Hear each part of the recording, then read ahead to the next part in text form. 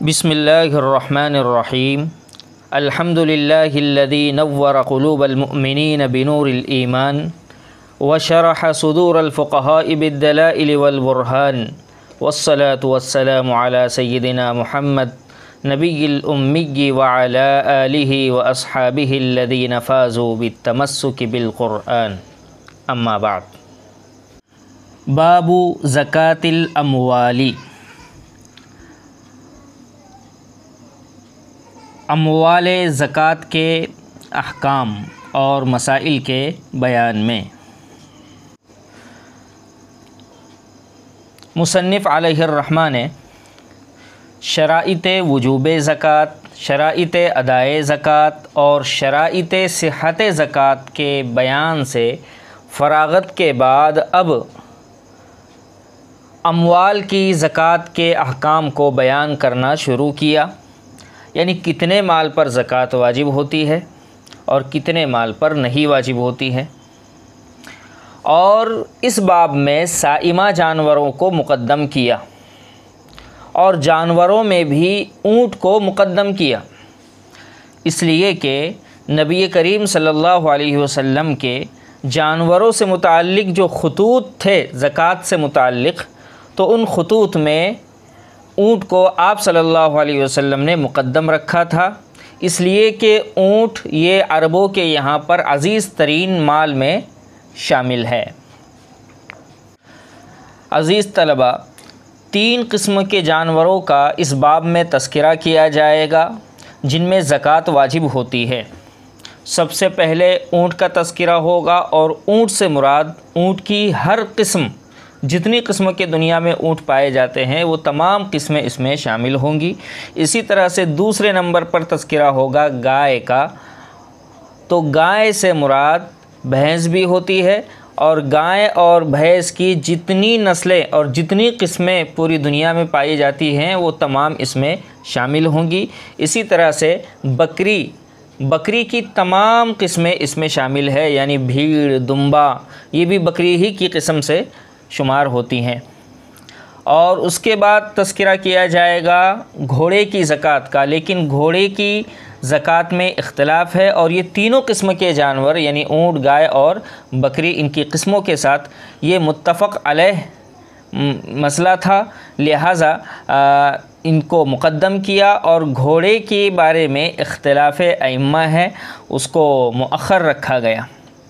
اور رہی بات ان جانوروں کے علاوہ دیگر جانور جو اونٹ، گائے، بکری یا گھوڑے کے علاوہ ہیں، تو ان جانوروں میں زکوٰۃ اسی صورت میں واجب ہوتی ہے جب کہ وہ تجارت کے لیے رکھے جائیں، پالے جائیں، یعنی ان کا پالن محض تجارت کے لیے ہو، تو اب اس کی جو آمدنی ہوگی تجارت کے بعد، اس کے جو منافع ہوں گے، اگر وہ بقدر نصاب ہو جاتے ہیں تو ان میں زکوٰۃ لازم ہوگی۔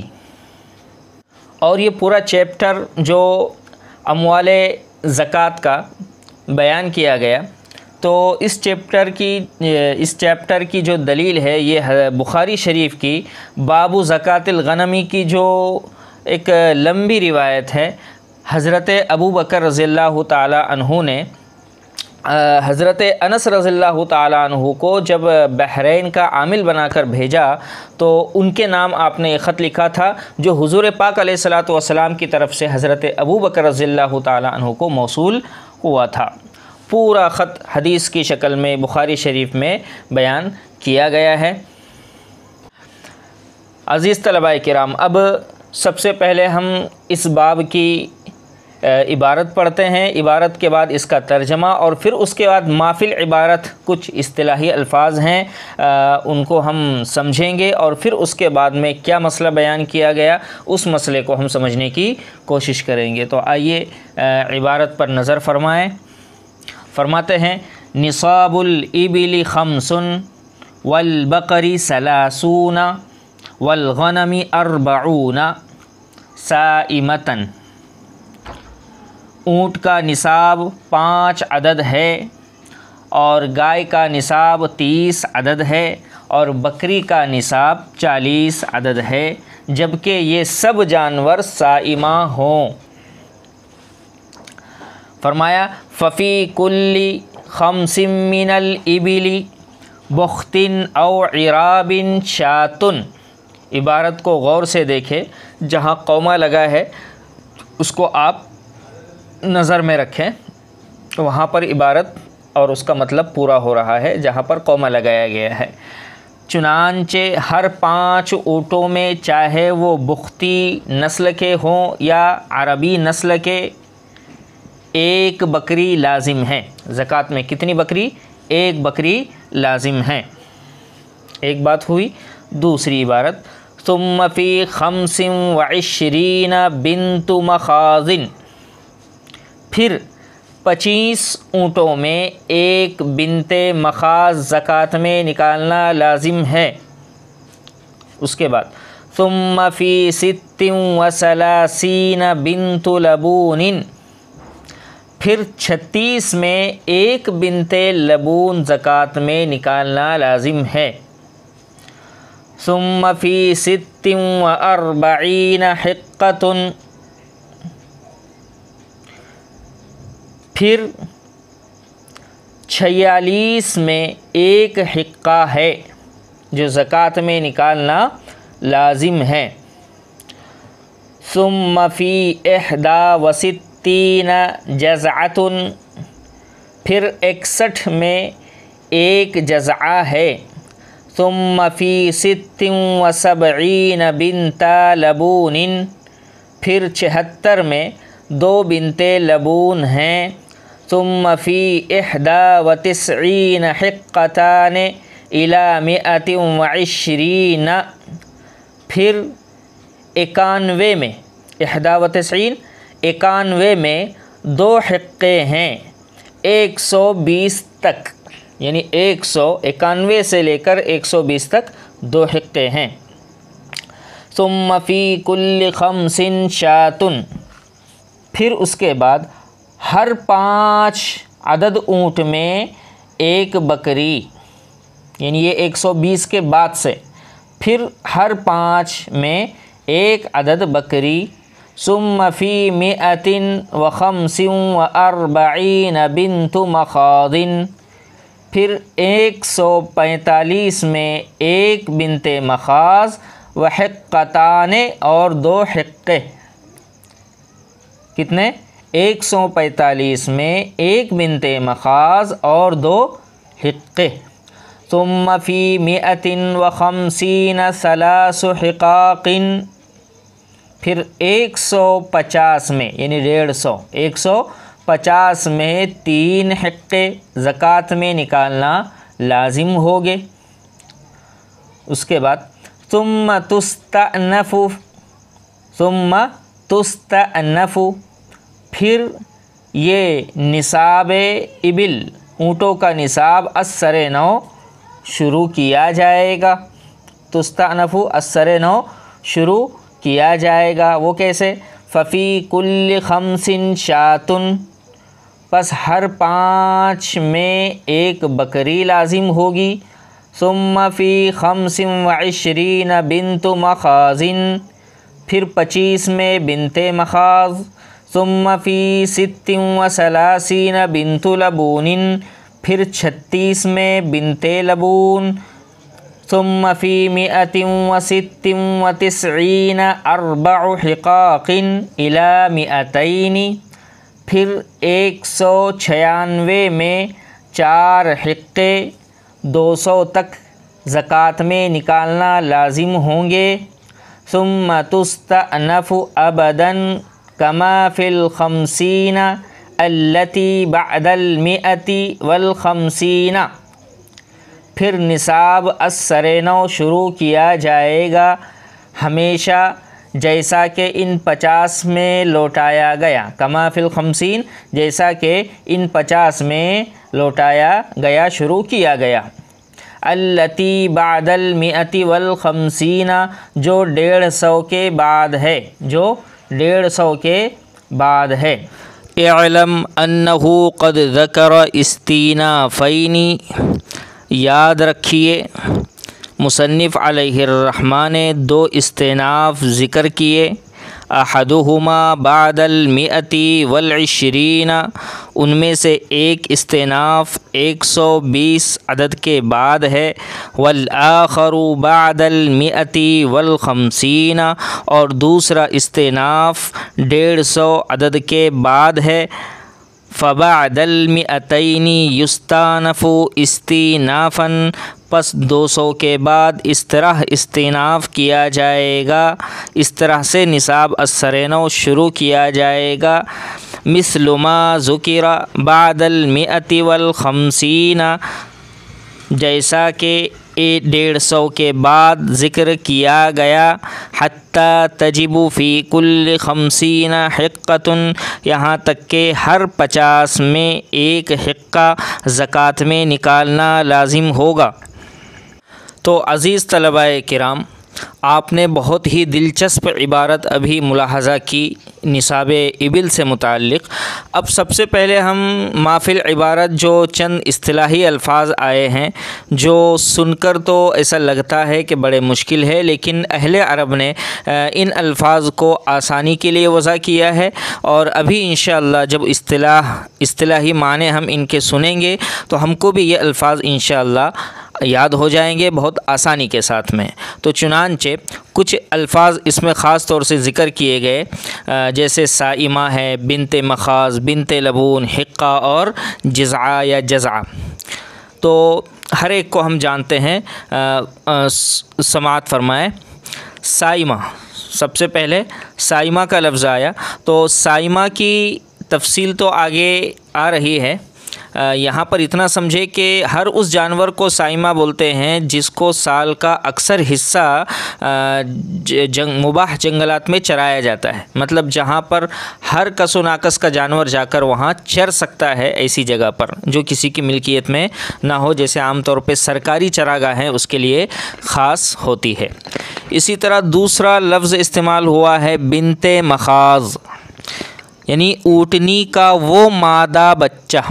بنت یہ جیسے انسانوں میں عورت کے لیے بولا جاتا ہے، لڑکی کے لیے بولا جاتا ہے، ایسے بنت جانوروں میں مادہ جانور کے لیے بولا جاتا ہے۔ تو وہ مادہ اونٹنی جو 1 سال کی ہو چکی اور اب دوسرے سال میں داخل ہو رہی ہے، اس کو بنت مخاض بولتے ہیں۔ کیوں؟ اس لیے کہ مخاض یہ درد ذہ کے معنی میں ہے۔ تو جیسا کہ قرآن کریم کے اندر ہے، حضرت مریم علیہ السلام کا واقعہ بیان کیا، فَأَجَاءَهَا الْمَخَاضُ إِلَى جِذْعِ النَّخْلَةِ، کہ جب حضرت مریم کو درد ذہ اٹھا تو وہ کھجور کے تنے کے پاس آئی، یعنی وہ درد ان کو وہاں کھینچ لایا۔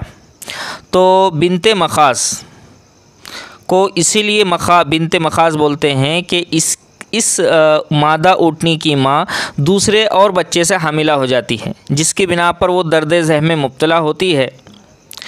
اسی طرح سے تیسری اصطلاح ہے بنت لبون۔ بنت لبون کسے کہتے ہیں؟ وہ مادہ اونٹنی، وہ بچہ جو 2 سال پورے کر کے تیسرے سال میں داخل ہو رہا ہو۔ اب لبون یہ لبن سے ہے، اس کا مطلب یہ ہے کہ چونکہ اس کی ماں دودھ والی ہوتی ہے، کیونکہ اس سے چھوٹا اور ایک بچہ اس کا پیدا ہو چکا ہے، تو اس واسطے اس کی ماں کو دودھ آ رہا ہے، اس واسطے اب اس اونٹنی مادہ کو بنت لبون کہا جائے گا۔ اسی طرح سے ایک اصطلاح ہے حقہ، ہا کے کسرہ کے ساتھ، وہ مادہ اونٹنی جس کے 3 سال پورے ہو چکے عمر کے، اب وہ 4تھے سال میں داخل ہو رہی ہے۔ اس کو حقہ اس لیے کہتے ہیں کہ یہ سواری کرنے کی، اس پر سواری کی جائے، یہ اس بات کی حقدار ہو جاتی ہے، اس واسطے اس کو حقہ کہتے ہیں۔ اور جزعہ یا جزعہ وہ مادہ اونٹنی جو 4 سال پورے کر کے اب 5ویں سال میں کیا ہو رہی ہے؟ داخل ہو رہی ہے۔ اس کو جزعہ یا جزعہ کہتے ہیں اس لیے کہ جزعن کا معنی آتے ہے جڑ سے اکھاڑنا۔ تو اس کے دودھ کے دانت گر کر دوسرے نئے دانت نکلتے ہیں، اس لیے اس کو جزعہ یا جزعہ کہا جاتا ہے۔ اب سنیے مافل عبارت مصنف علیہ الرحمہ نے سب سے پہلے اونٹوں کا تذکرہ کیا اور اس کا عدد بیان کیا کہ کتنے اونٹوں پر زکوٰۃ لازم ہوتی ہے. تو وہ کتنے ہیں؟ 5 عدد. 5 عدد اونٹ ہیں تو اس میں زکوٰۃ لازم ہوگی. پتہ چلا کہ 5 سے کم ہو تو اس میں زکوٰۃ لازم نہیں، اس لیے کہ وہ نصاب نہیں. اسی طرح سے گائے اگر 30 ہے تو اس میں 30 یا اس سے زیادہ ہو، اگر 30 سے کم ہے تو اس میں نصاب کے کم ہونے کی وجہ سے زکوٰۃ لازم نہیں ہوگی. اور بکری کا جو نصاب ہے، بکرا یا بکری، بھیڑ، دمبا وغیرہ، تو اس میں 40 کا ہونا ضروری ہے. اگر 40 سے کم ہو تو پھر وہ نصاب کم ہوگا. نصاب کم ہونے کی وجہ سے زکوٰۃ لازم نہیں ہوگی، اس سے زیادہ ہونا چاہیے. اسی طرح سے ان تینوں کے ساتھ میں آخر میں سائمتن کا لفظ استعمال کیا تھا. اس کا مطلب یہ ہے کہ اگر یہ جانور سائمہ نہ ہو اور سال کے اکثر حصے میں ان کو گھر پر ہی رکھ کر چارہ کھلایا جاتا ہے، جس کو داون پر باندھا جاتا ہے، استبل میں باندھا جاتا ہے اور وہیں پر رکھ کے ان کو چارہ کاٹ کر لا کر کھلایا جاتا ہے، تو اب ان پر زکوٰۃ واجب نہیں ہوگی. بہرحال آگے دیکھیے. پھر اس کے بعد تفصیل مصنف علیہ الرحمہ نے بیان کی ہے اونٹوں کے نصاب کی، کہ کتنے اونٹوں کی کتنی تعداد ہوگی تو اس پر زکوٰۃ لازم ہوگی. تو بہرحال اونٹوں کے اندر ایک بات یاد رکھیں کہ اونٹوں کے اندر 2 چیزیں بیان کی ہے، بختی اور عرابی. عرابی یعنی بختی، یہ بخت نصر کی طرف منسوب ہے، ایک مشہور بادشاہ ہے جس نے بنی اسرائیل پر ظلم کیا تھا. تو یہ بخت نصر کی طرف منسوب اونٹ ہوتا ہے جس کو بختی نسل کا اونٹ کہا جاتا ہے. اس کا مطلب یہ ہے کہ اس بادشاہ نے سب سے پہلے عربی اور عجمی اونٹوں کی نسل کو مخلوط کر کے ایک تیسری نسل کا اونٹ پیدا کروایا تھا جس کو بختی اونٹ کہا جاتا ہے. تو اب اسی کی طرف منسوب کر کے اس اونٹ کا نام ہی بختی رکھ دیا گیا. اور یہ بختی اونٹ 2 کوہان والا ہوتا ہے.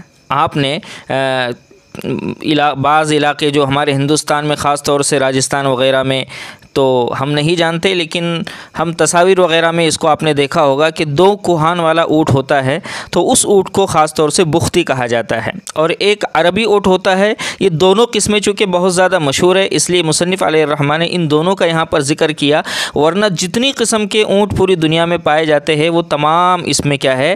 شامل ہے.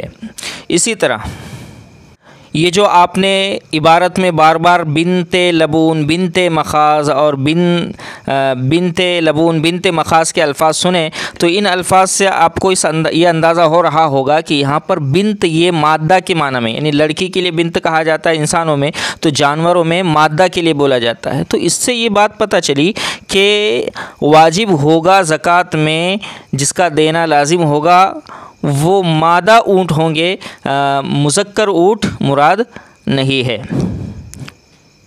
نر اونٹ مراد نہیں ہے. یعنی اگر کسی شخص کے پاس جو واجب زکوٰۃ ہوئی اس میں اگر اس کے پاس دینے کے لیے یعنی بنت مخاض واجب ہو رہا تھا لیکن دینے کے لیے وہ موجود نہیں ہے، تو اب اس کے بدلے میں ابن مخاض دیا جائے گا، ایسا نہیں ہے. یعنی نر اونٹ لیا جائے گا اسی عمر کا، ایسا نہیں ہے، بلکہ بنت مخاض کی قیمت کا اندازہ لگایا جائے گا، مارکیٹ ویلو اور مارکیٹ ریٹ نکالا جائے گا اور اسی اعتبار سے وہ ریٹ ادا کیا جائے گا. اب اگر اتنی قیمت میں اگر ابن مخاض اگر آ جاتا ہے تو پھر اسی کو دے دیا جائے گا.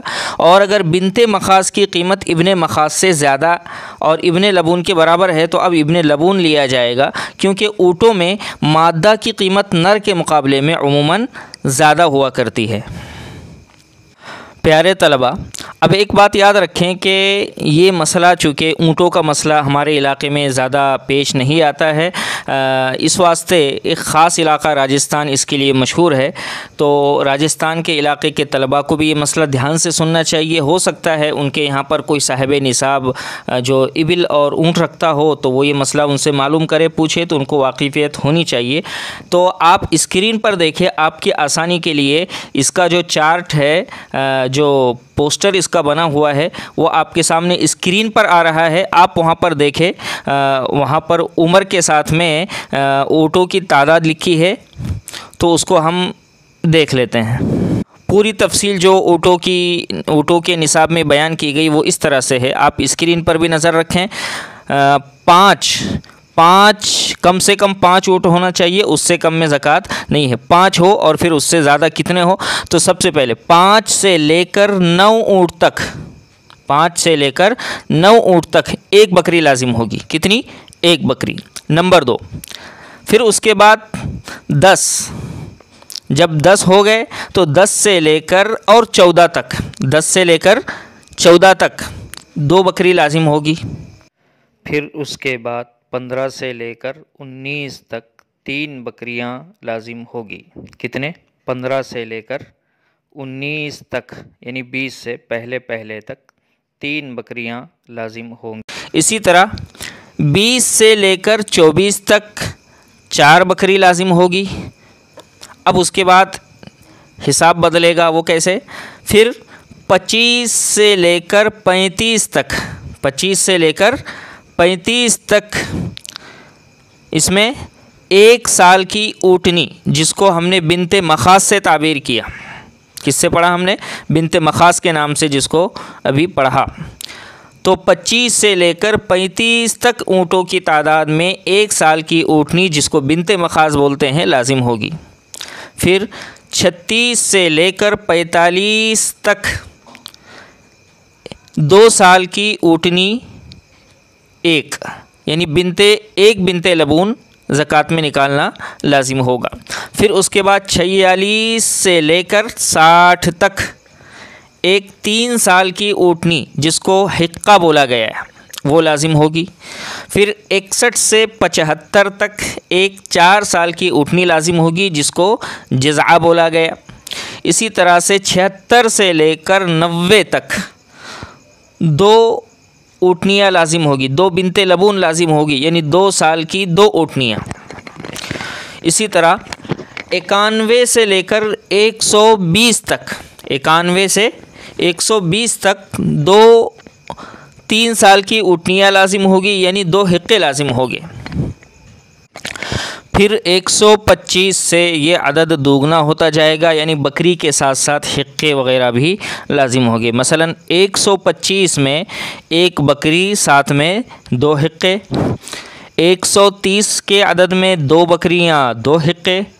135 میں 3 بکریاں، 2 حقے۔ 140 میں 4 بکریاں، 2 حقے۔ 145 میں بنت مخاض اور ساتھ میں 2 حقے، اور 150 یعنی 150 میں کل 3 حقے دینا لازم ہوں گے۔ پھر اس کے بعد نصاب السرنو شروع کیا جائے گا آسانی کی خاطر، یعنی 150 کے بعد جب اور 5 بڑھتے جائیں گے تو وہاں پر نصاب اس طرح سے ہوگا۔ مثلا 150 میں اور 5 بڑھے تو 155، تو 155 میں 1 بکری، ساتھ میں 3 حقے۔ 160 میں 2 بکری، 3 حقے۔ 165 میں 3 بکری، 3 حقے۔ 170 میں 4 بکریاں، 3 حقے۔ 175 میں 1 بنت مخاض اور 3 حقے۔ 176 میں 1 بنت لبون، 186 76 نہیں بلکہ 86، 186 میں 1 بنت لبون، 3 حقے، اور 196 میں 4 حقے، اور 200 جب مکمل ہو جائے تو اب 4 حقے دینا لازم ہوں گے۔ محترم طلبہ، یہاں تک کہ تو عند الاحناف مسلک بیان کیا گیا، لیکن چونکہ ہو سکتا ہے ہمارے سامعین میں شواف حضرات بھی موجود ہوں، تو امام شافعی رحمۃ اللہ علیہ کے نزدیک 120 کے بعد ترتیب ذرا احناف کے مقابلے میں احناف سے الگ ہوتی ہے، یعنی مجموعی تعداد میں حساب کر کے 120 کے بعد مجموعی تعداد میں حساب کر کے ہر 40 پر 2 سالہ اور 50 پر 3 سالہ اونٹنیوں کے لحاظ سے زکوٰۃ ادا کی جاتی ہے۔ اس لیے امام شافعی رحمۃ اللہ علیہ اور مذہب شافعی کے اعتبار سے تفصیل کچھ اس طرح سے ہوگی۔ 121 پر 3 بنت لبون لازم ہوں گے، 130 پر 2 بنت لبون اور 1 حقہ لازم ہوگا، 140 پر 1 بنت لبون 2 حقے، 150 پر 3 حقے، 160 پر 4 بنت لبون، 170 پر 3 بنت لبون اور 1 حقہ، 180 پر 2 بنت لبون اور 2 حقے، اور 190 پر 1 بنت لبون 3 حقے، اور 200 کی تعداد جب مکمل ہو جائے گی تو 4 حقے یا پھر 5 بنت لبون لازم ہوں گے۔ محترم طلباء کرام، اعلم انہو قد ذکر، اس عبارت سے مصنف علیہ الرحمہ ماتن کی وہ عبارت جو انہوں نے بیان کی اس میں 2 استئناف کا ذکر کیا، تو فرمایا کہ 2 استئناف ہے، ایک 120 کا اور ایک 150 کا، یعنی 150 کا۔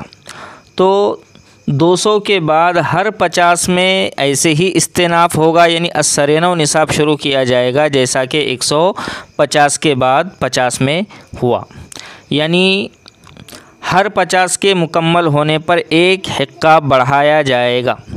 مطلب کیا؟ یعنی 250 پر 5 حقے لازم ہوں گے، 300 پر 6 حقے، 350 پر 7 حقے، 400 پر 8 حقے، الی آخری ہی یہ سلسلہ چلتا رہے گا۔ آخر میں اور ایک مسئلہ یاد رکھیں کہ یہ جو سائمہ کا لفظ آیا، یعنی چرنے والے جانوروں کا ہونا، تو چرنے والے جانوروں میں زکوٰۃ اسی وقت واجب ہوتی ہے جب اس سے مقصود دودھ حاصل کرنا اور نسل حاصل کرنا ہو، مطلب نسل کی بڑھوتری ہو، بچوں کی افزائش، جانوروں کی افزائش۔ اسی طرح سے جانوروں کو فربا اور موٹا کرنا مقصود ہو، اور اسی طرح سے داموں کی زیادتی مقصود، کیونکہ جتنا جانور موٹا اور فربا ہوگا اتنی اس کی قیمت اور دام زیادہ ہوگا۔ اور اگر یہ مقصود نہیں ہے، یعنی نہ تو دودھ مقصود ہے، نہ نسل مقصود ہے، نہ موٹائی اور فربا کے ذریعے داموں کی زیادتی مقصود ہے، بلکہ محض سواری مقصود ہے یا گوشت مقصود ہے، تو اب ایسے جانوروں کے اندر چاہے وہ سائمہ ہو زکوٰۃ واجب نہیں ہوگی۔ اور اگر تجارت مقصود ہے، ان کی خرید و فروخت کی جاتی ہے، تو اب ان میں سوائم کی زکوٰۃ نہیں ہوگی بلکہ تجارت والی زکوٰۃ اس میں لازم ہوگی، یعنی ان کی تجارت کے ذریعے سے جو آمدنی ہوتی ہے اگر وہ بقدر نصاب ہو جاتی ہے اور حولان حول وغیرہ دیگر شرطیں پائی جاتی ہے تو اب اس میں زکوٰۃ لازم ہوگی۔ والسلام علیکم ورحمۃ اللہ وبرکاتہ۔ آئندہ کل کے سبق میں انشاءاللہ گایوں کے نصاب سے متعلق بحث ہوگی۔ اللہ تبارک و تعالی ہمیں سمجھ کر عمل کرنے کی توفیق نصیب فرمائے، آمین یا رب العالمین۔